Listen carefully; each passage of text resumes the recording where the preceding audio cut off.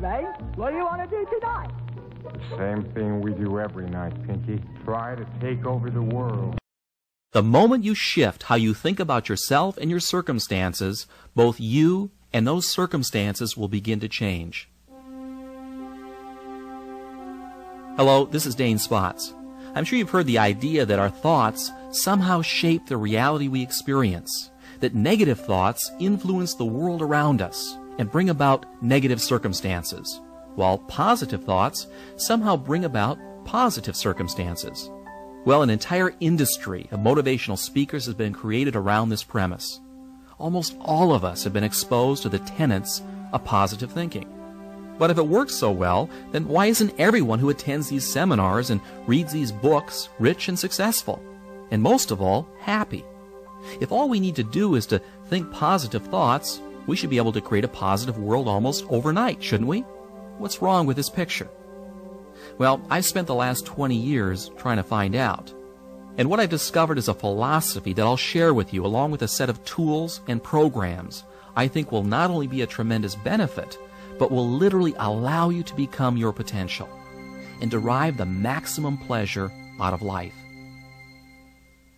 Much of what I'm about to share with you will seem simple in concept. The best ideas usually are. And so I should warn you that there's a tendency to view these simple ideas from a surface level without really internalizing and practicing them. Therefore, I recommend that you listen to this tape a minimum of 4 times. 10 times would be even better. And each time you hear these ideas, rather than using your rational, intellectual mind, which analyzes things to death, use your playful, risk-taking side and make the effort to incorporate these tools into your daily life. The reason I'm asking this of you is because I know that most of you will listen to this tape once and then stick it on a shelf, and you'll never really use the material. I want you to use this stuff, to practice it and internalize it. You see, it takes a commitment, a conscious commitment, to make positive change occur on a subconscious level. The tools and reprogramming processes must be used to make them work. Look, here's something I want you to realize right now. The old you will do everything in its power to prevent change. It will come up with excuses for not listening to the tapes.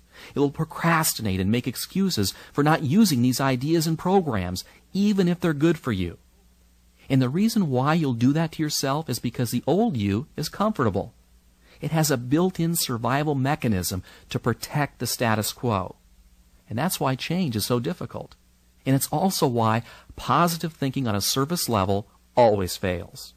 Millions and millions of people attend positive thinking seminars or buy books and tapes each year, yet very few derive lasting benefits from them. If you've ever attended any of these seminars or read any of these books, you're usually high from the motivational uplift for about 2 days. Then you go back to your old self again. Listen, it isn't that the material isn't valid or doesn't work. It does. It's just that the positive thinking and motivational stories deal only with your conscious mind. And that conscious mind is not the engine that powers your life. Rather, it's the subconscious or the unconscious portions of your mind from which your behavior and attitudes spring. Going directly into the unconscious and rewiring how you think about yourself and your future is the key to permanent and lasting change. And that's precisely what we'll be addressing in this program. Okay, let's begin. First off, let me give you the philosophy behind this program and also answer the question of just how our thinking and beliefs on a subconscious level affects our wealth, our health, and our success or failure in any undertaking. Let me read you something that sums up rather nicely the point of all of this. What we believe determines what we make true. Let me read that again to you. What we believe determines what we make true. Our perceptions of reality, how we think about ourselves and the world around us, what we look for and what we take to be true is determined by our beliefs. Alter a belief and you can change reality, or at least the reality that you experience. What I'm saying is that through your beliefs, you form your reality. A friend of mine who's a very successful and very wealthy real estate entrepreneur started without a single dime in his pocket, and he was able to amass a great fortune in only a few years with a simple philosophy of faking it until he made it. He convinced himself on a subconscious level that he had already acquired a great fortune, when in fact he was really broke. In his mind, he became a millionaire. The circumstances that brought about that reality then followed. Now, I'm sure that you've heard similar stories. What we take to be true on a subconscious level becomes our reality. Now, does that mean that skill and luck don't play a role in wealth and prosperity? Well, money-making skills are learned and begin with a desire and a belief that it's possible. Remember, what we believe is based on our perceptions, and what we perceive depends upon what we look for. And what we look for depends upon what we think. And luck, and we all know of those people who seem to be exceptionally lucky, is created out of a core belief that good things should happen.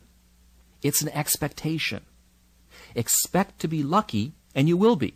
It's as simple as that. Now, you've probably seen this happen to you all the time, but in reverse.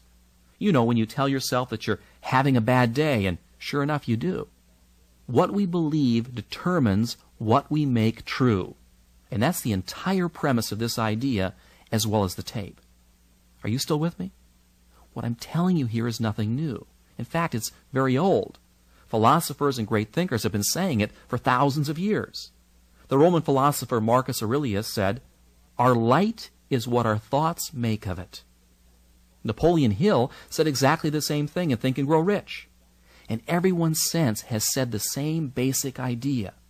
But that doesn't necessarily help you make it work better in your life. You see, you've got to break through an encrusted mind script that's made up of years of negative programming. That's why we've created mind development tools here at Zygon, because the purpose of these tools is to deal with the issue of beliefs and behavior at the deepest levels of your being, and to anchor these new beliefs into your subconscious, where your beliefs are formed and reinforced by your perceptions and thus made true. To create lasting change, you must rescript the core set of beliefs that forms how you think and perceive your reality. Inside our subconscious minds, we have scripted what we see as the truth. Remember, what we accept to believe as true is true or becomes true, period. And any evidence contrary to our core beliefs is discarded or perceptually modified by our brains. So if you've been told all your life that you'll never amount to anything, or believe that being wealthy is something beyond your grasp, then that is the mind script that is welded into your subconscious. And then that's the reality you will experience. Now, enough talk about that.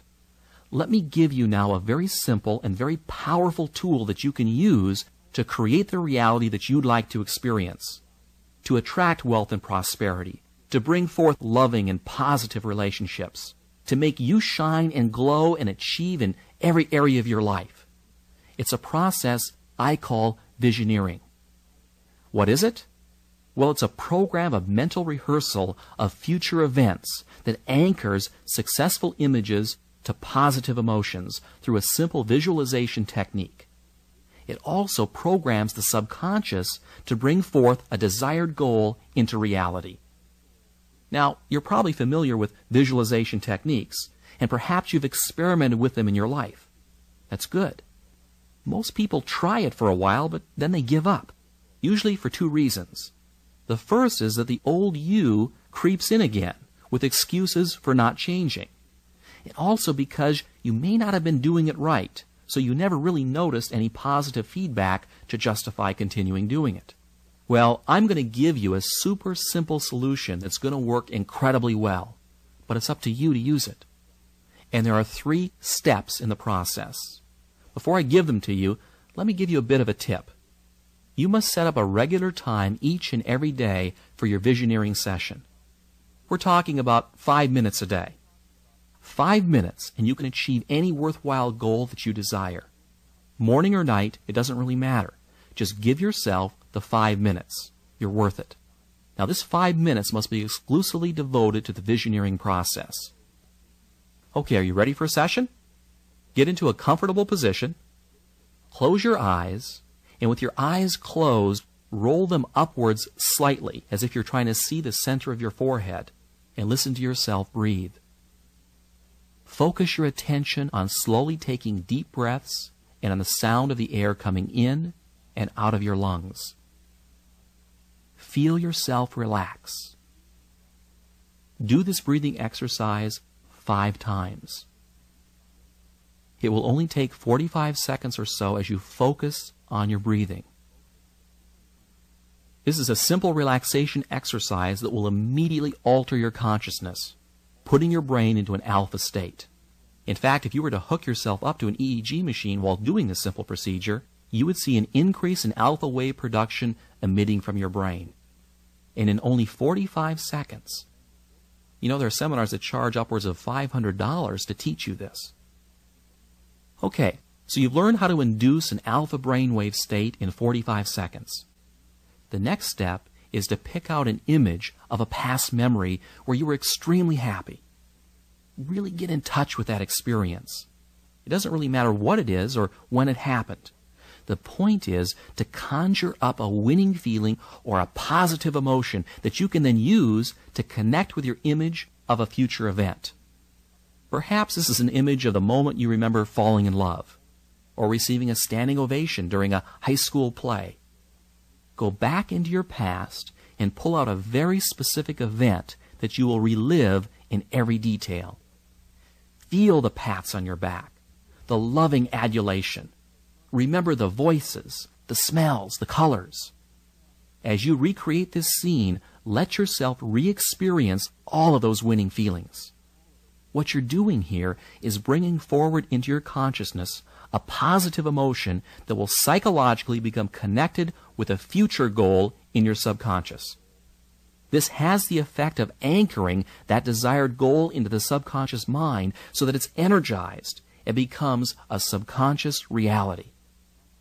Now, making it happen is really quite easy, because if the subconscious mind believes it, it will alter your perceptions and will look for it to make it into a reality.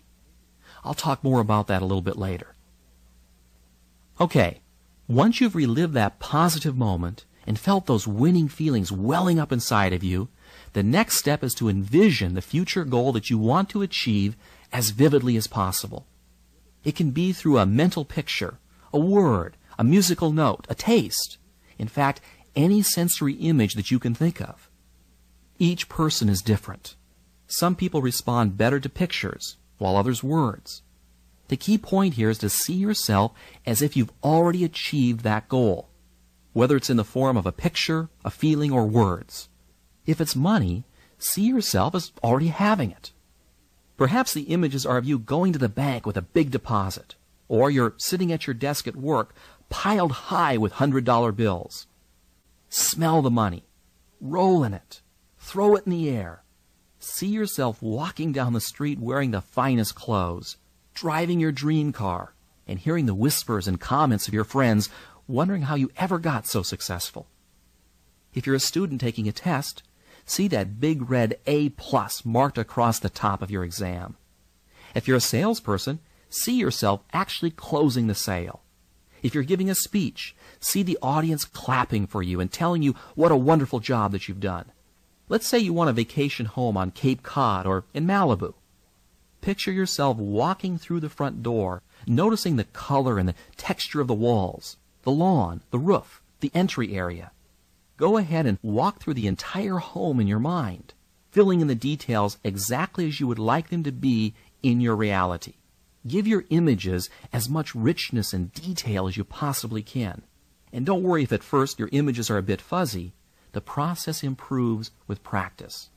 Tie in sounds, smells, and touch. In fact, the more senses and the greater the specificity, the more ammunition that you're giving your subconscious mind to believe it and then to act on it. Okay, you get the idea. Now let's review the steps here. First, you get comfortable. Close your eyes and roll them upward, focusing your breathing for 5 breaths. Second, recreate a winning feeling by bringing forth a positive image from your past and reliving it for a minute or 2. 3, envision your future goal as if you've already achieved it. and do a mental rehearsal of that event or objective with as much color and detail as possible. Now, there's one last thing that I want you to do at the end of every session that may seem a bit strange at first, but it's very powerful and very important. When you open your eyes, I want you to say the following out loud. I now allow myself to have, and then fill in the blank with whatever it was that you want. And then say, so be it, it is done. This simple statement to yourself affirms the goal that you've just programmed and releases it. Why release it? What you want to do after affirming it is to release it and not dwell on it. Dwelling on something is like telling your subconscious mind that you don't really believe that it's possible. It's like wanting something too badly. You know when you want something too much and that you're afraid that you're not going to get it? This is what I call the choke syndrome. When you try too hard, you choke on it. And it's a very easy thing to do. People who wish for something fall prey to this all the time. However, if you visioneer it, you've already created it. Now release it and let it go. By letting go of it, you're actually programming into your subconscious the belief that you expect it to happen. And dwelling on it only creates mental doubt that you believe it's really possible. And there's something else too. You must believe that you deserve it and not feel the least bit guilty about it. For many of us, we have an unconscious guilt about being happy. And you need to remove those feelings from your subconscious once and for all. Why would we feel guilty about being happy? Well, it's because somewhere along the line, our parents, our schools, our churches, or our friends have programmed into us that we have to suffer to be happy, or pay a price for happiness, or that just when things are starting to get good, they all turn bad. Well, that's all a lot of hogwash. People say those things because they themselves have a belief system of limitation and lack. They believe at a core level that they don't deserve success and happiness, so why should anyone else? Most people think that happiness comes out of being successful or having good health, when in fact the reverse is true. Happiness is not something that's earned or deserved. Happiness is simply a state of mind by which our thinking is positive a good share of the time. If you wait until you feel deserving of having pleasant thoughts about your life, you'll end up convincing your subconscious that you're undeserving of happiness. And the result is you'll be unhappy and unsuccessful in most of your undertakings. It's not selfish or wrong to be happy, regardless of where you are in life. So be happy. Happiness is a means to an end, success and well-being. And it's also an end in and of itself that we all desire. Happiness is not something that happens to you. It's something that you cultivate, that you determine and control. If you're waiting for happiness to happen to you, you're going to have a long wait. Instead, leapfrog to it right now. How do you do that? Well, it's really very simple. By being and acting happy, even when you're not. It's what all winners do, and it's what you should do, and do it now. Here are the 3 components that will allow you to create the mental habit of being happy the majority of the time and winning in every circumstance that you encounter. The first aspect of this is to not allow any outward experiences to influence you about how you think about yourself. You do this by changing the way that you react to circumstances. Instead of being a participant in the circumstance, be apart from it. Let's say you're a salesperson, and you make sales and you create commissions for a living. And you've just spent the last 3 months of your time and money putting together a major deal. And it's just getting ready to close when your prospect backs out at the last minute. Your commission was big bucks, and you see it all going down the drain before your very eyes. And you say to yourself, I just knew this was a lousy business. Why did I ever go into this business in the first place? People are rotten. Now I have to start all over again. Whoa, wait a minute, time out. Stand outside of this picture for a moment. The circumstances are that the deal fell through. But how you react to it will have everything to do with your happiness and the success of future deals. Instead of moaning and feeling helpless, make a conscious habit of reacting aggressively and positively towards threats and problems. Don't let it affect you personally. It's just another deal in a world that's full of deals. Move on to the next one. When you can mentally control the circumstances and never see failures as failures, you'll be amazed at how much easier life will become. Every human being that's alive is presented with challenges and obstacles. It's only how we perceive them that makes them negative or positive. The second component of this concept is to consciously practice living your life in the present, not the past nor the future. You can envision the future the way that you want it to be in your visioneering sessions, but don't make the mistake of living in it. The secret of being alive and always happy is to experience the present. Think back for a moment of the happiest times in your life. I'll bet those were moments that you were totally absorbed and focused in the present. And you were happiest because you felt so alive, so in touch with the experience of living. You weren't thinking about the past or the future because you were too busy living in the now. This is one of the secrets of truly happy people. They're absolutely absorbed in the feeling of being alive. Let me give you an example that almost anyone can relate to. Making love is perhaps one of the most physically and psychologically satisfying things you can do. Why? Because your energy is so focused and so concentrated in the moment, that feeling of being alive is incredibly intense. And you want to know something interesting? Many Vietnam vets will admit that the time when they felt most alive was when they were in country, walking out in some rice paddy. As strange as it may seem for these soldiers, that was the time that they felt most alive. By living your daily life with focus and concentration, you will not only perform at your best, but the intense pleasures you will derive from just living will dramatically increase. And there's a simple way to go about doing this that I learned from the famous author Ray Bradbury. To help him focus his daily writing, he had a sign that he put on his desk that said, "Don't think, don't try, just do." And that's really what it's all about. Thinking and trying give your subconscious the wrong message. Just by doing, your subconscious autopilot will automatically steer you in the right direction.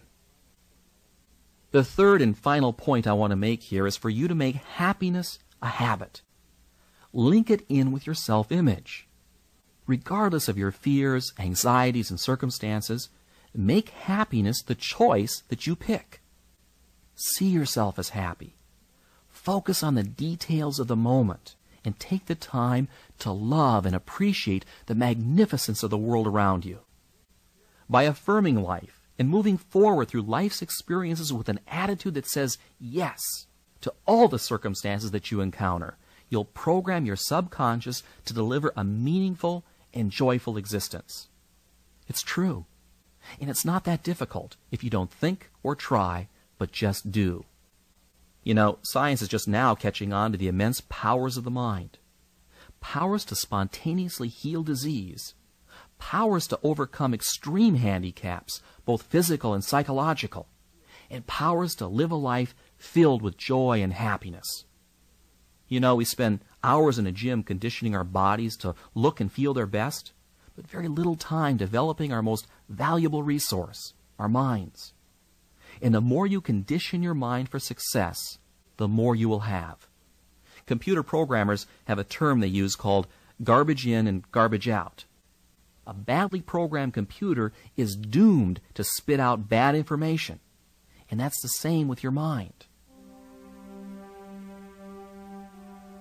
Make a point of using this program on a regular and consistent basis, and do the visioneering exercises on the little things as well as the big things that you want. You'll be amazed at how effortless it will make your life. And finally, why not just for the heck of it, create a habit of being happy all the time? Make a conscious decision to take aggressive action in the circumstances of your life and resolve to become the best that you can be. These simple things will have a dramatic effect on your reality. Follow this program, and 1 year from now, I guarantee you'll be totally amazed at the transformation and the positive direction that your life takes. Thank you for listening, and until next time, this is Dane Spots.